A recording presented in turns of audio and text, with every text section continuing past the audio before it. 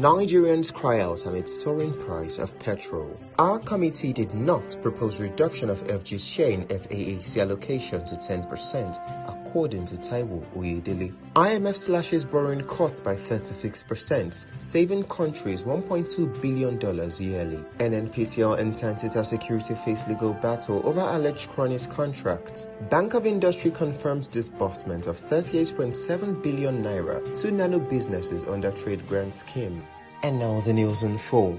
Since the announcement of the removal of the fuel subsidy on the 29th of May 2023, petrol prices continue to climb, heavily impacting inflation and transportation costs for both people and goods. Just last week, the Nigerian National Petroleum Corporation Limited announced new petrol prices at its filling stations, raising prices from around 850 naira to 998 naira in Lagos and 1030 naira in Abuja. Coming up next, Taiwo Oyedele, the chairman of the Presidential Committee on Fiscal Policy and Tax Reforms, has dismissed reports suggesting that the committee is proposing a reduction in the federal government's share of the Federation Account Allocation Committee to 10%. In a statement on Sunday, Oyedele responded to claims suggesting that his committee is advocating for the federal government to receive only 10% of the FAAC, while the remaining 90% would go to the state and local government. He clarified that the report does not reflect the committee's position, as their reforms focus solely on value-added tax within the FAAC framework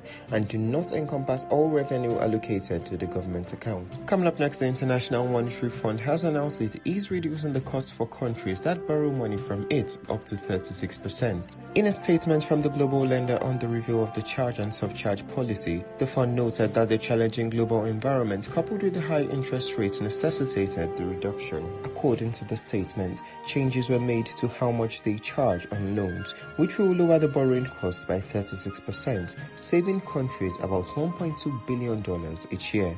This reduction will mainly affect fewer countries from 20 currently to 13 by 2026. Coming up next, the Incorporated Trustees of the AGIP Indigenous Contractors Association and 6 others have sued the Nigerian National Petroleum Company Limited, Mr. Mele, Kyari, NNPCL CEO and others, alleging they unlawfully awarded a pipeline surveillance security contract to Tantita Security Services Limited. AGIP contractors and other indigenous companies and directors, namely Eliax Blitz Nigeria Limited, Tamak Plan Oil and Gas Limited, Defrio Marine Services Limited, Kalas Againimiten Bofa, Chief Tilo Amakari, Angel Clemsco Nigeria Limited are alleged in court documents that the NNPCL awarded the contracts to their cronies. Coming up next, the Bank of Industry has confirmed the disbursement of over 37.8 billion naira through the Presidential Conditional Grant Scheme, also known as the Trade Grant Scheme. In a circular released on Sunday, BOI disclosed that a total of 774,593 individuals and businesses have benefited from the scheme so far. The Presidential Conditional Grant Scheme is a palliative initiative designed for nano businesses with a target of reaching 1 million beneficiaries, each receiving 50,000 naira. That's it from us today. Don't forget to stay up to date with Naira Metrics, engage with our post across all platforms, and subscribe to our YouTube channel. Good day.